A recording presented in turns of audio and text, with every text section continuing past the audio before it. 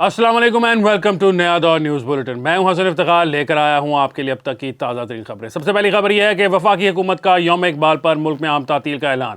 वफाकी हुकूमत ने यौम इकबाल पर मुल्क भर में आम तातील का ऐलान कर दिया। वफाकी हुकूमत ने 9 नवंबर बरोज़ जुमेरात को मुल्क भर में तातील का ऐलान किया है, जिसका काबीना डिवीज़न की जानिब से नोटिफिकेशन भी जारी कर दिया गया है। अगली खबर यह है कि सुप्रीम कोर्ट का 8 फरवरी 2024 को इंतखाबात का इनेकाद यकीनी बनाने का हुक्म।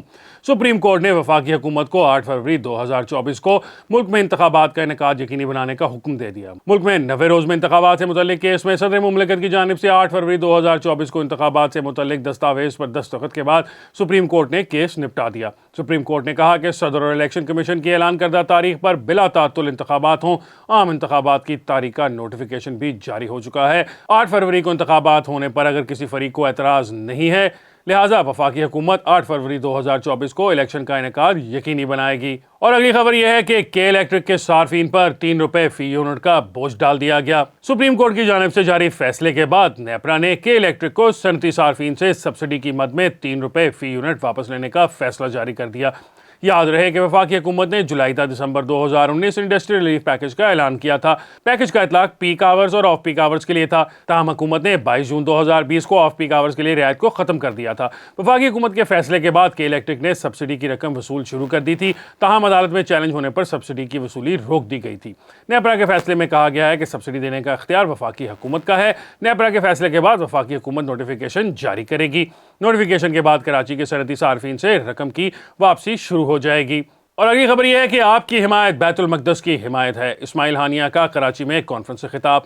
फ़लस्तीनी मज़ामती तहरीक हमास के पॉलिटिकल ऑफिस के सरबराह इस्माइल हानिया ने कराची में जमीयत उलमा इस्लाम के ज़ेर एहतमाम तूफ़ान अक्सा कॉन्फ्रेंस से खिताब करते हुए कहा कि आपकी हिमायत दरअसल बैतुल मक़दस की हिमायत है। तूफ़ान अक्सा कॉन्फ्रेंस से वीडियो लिंक खिताब करते हुए इस्माइल हानिया का कहना था कि मौलाना फजलुर रहमान फ़लस्तीनियों का मौक़िफ़ पेश कर रहे हैं।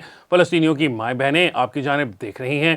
इस्माइल हानिया का कहना था कि अर्ज़ मुक़द्दस फ़लस्तीन पर जुल्म व सितम के पहाड़ तोड़े जा रहे हैं। फ़लस्तीन की औरतें, बच्चे, तालिब इल्म सब जंग के मैदान में हैं। उम्मत गवाह है कि हम तवील तरीन जंग लड़ रहे हैं।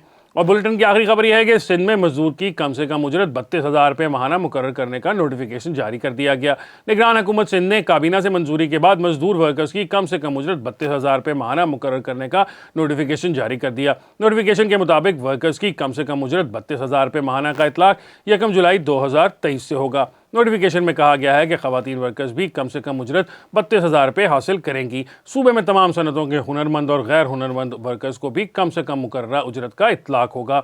अब तक के न्यूज़ बुलेटिन के लिए इतना ही है। इंशाल्लाह आपसे मुलाकात होगी एक और न्यूज़ बुलेटिन के साथ। मुझे हसन इफ्तिखार को दीजिए इजाज़त। अल्लाह हाफिज़।